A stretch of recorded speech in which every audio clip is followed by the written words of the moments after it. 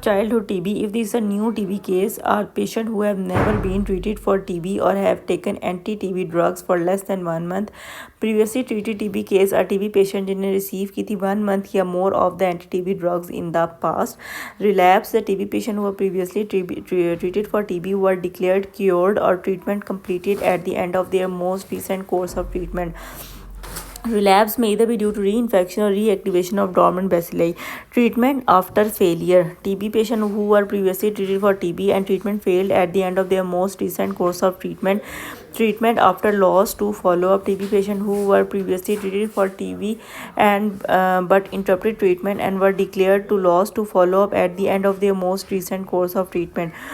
Other previously treated patients who have previously been treated for TB but whose outcome after their most recent course of treatment is unknown or undocumented. Patients with unknown previous TB treatment history, patient who do not fit into any of the categories listed above. General instruction क्या, जितने भी बैक्टीरियोलॉजिकली confirmed patients हैं should be tested for rifampicin susceptibility before starting treatment. DOT test should be observed for all patients with TB disease 2 weeks of more than 2 weeks of daily therapy followed by twice or thrice weekly therapy. Anti TB medication should be taken in single daily dose morning में लेते हैं. Absorption of anti TB drugs best अगर आप empty stomach लेते हो. Fix drug combinations are the effective as separate formulations of anti TB agents in terms of treatment failure, death and treatment of adherence and adverse. Steroids के बारे में क्या कहते हैं? Recommended for TBM, anti bronchial TB, pericardial effusion and miliary TB के लिए prednisolone देते हैं 1 to 2 mg per kg per day BD में पर ओरल 4 to 6 वीक्स के लिए और फॉलोड बाय टेपरिंग होती है. Drug dosages for the first line anti TT drugs. Isoniazid देते हैं 10 mg per kg per day से. मैक्सिमम डोज 300 mg है. It cause hepatitis, peripheral neuropathy, hepatic neuritis. Rifampicin given by 15 mg per kg per day. It causes hepatitis, GI irritation and discoloration of the body secretions and blood dyscrasias. Pyrazinamide 35 mg per kg per day. 2 gram maximum dose है. Hepatotoxicity, hyperuricemia, arthralgia and पोरफायरिया.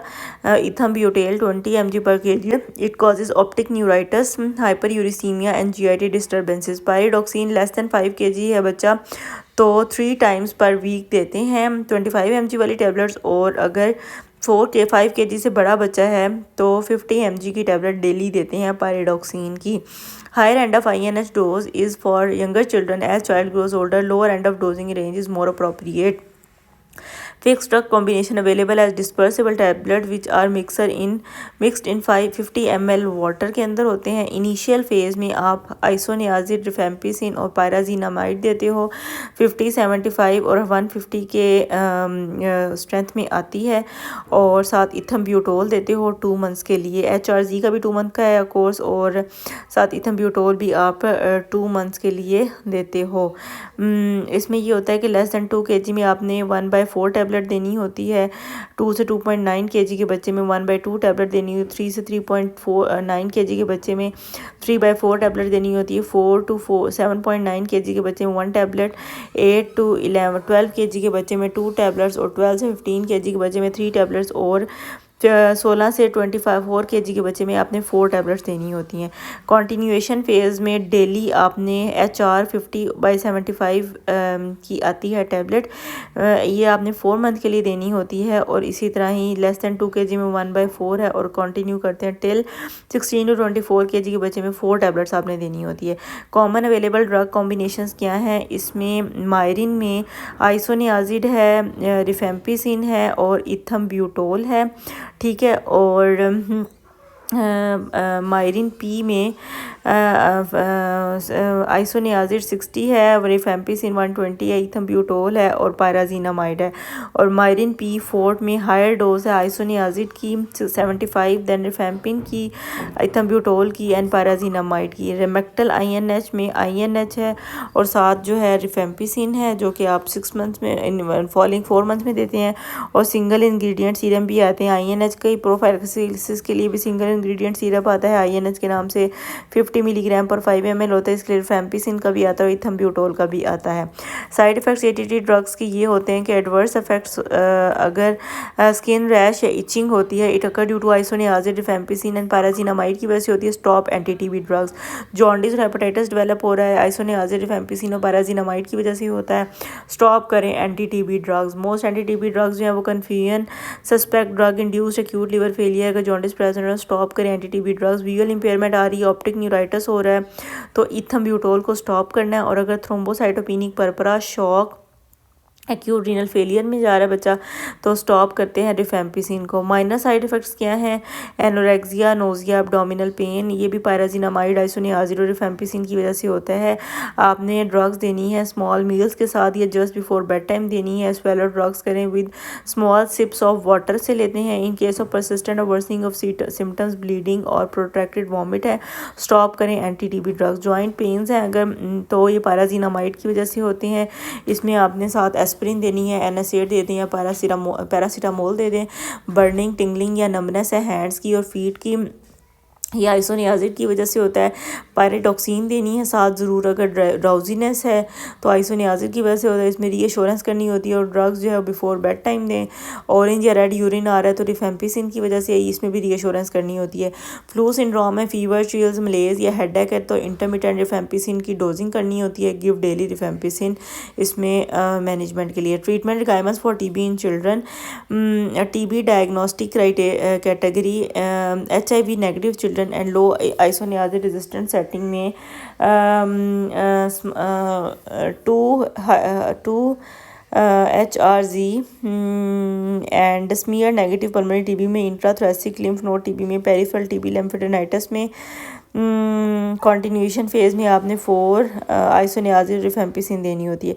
Extensive pulmonary disease है, smear positive pulmonary TB है, severe form of extra pulmonary TB है accept TBM तो आपने 2 isoniazid, rifampicin, पैराजीनामाइड और इथम्ब्यूटोल 2 महीने के लिए और 4 महीने के लिए 4 आइसोनियाजिड रिफेम्पिसिन देनी होती है। TB मेनिंजाइटिस है और ऑस्टियोआर्टिकुलर TB है तो उसमें 2 HRZE इंटेंसिव फेज़ में एंड कॉन्टिन्यूएशन फेज़ में 10 HR देनी होती हैं। ठीक है। Treatment of lung TB infection.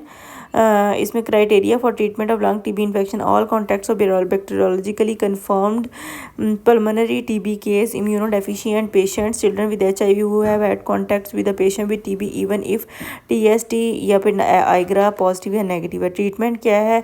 Lung TB infection में आइसोनियाजिड डेली देनी है, 6 माह के लिए रिकमेंडेड ट्रीटमेंट है। आइसोनियाजिड के साथ रिफेम्पिसिन डेली दे सकते हैं 3 माह के बच्चों में जो कि 15 साल से छोटे हैं 3 माह के लिए। और आइसोनियाजिड और रिफापेंटीन वीकली देते हैं 3 माह के लिए जो उन बच्चों में जो कि 2 साल से बड़े हैं। रिफेम्पिसिन डेली देते हैं 4 से 6 माह के लिए, 7 वीकली आइसोनियाजिड और रिफापेंटीन भी आप दे सकते हो।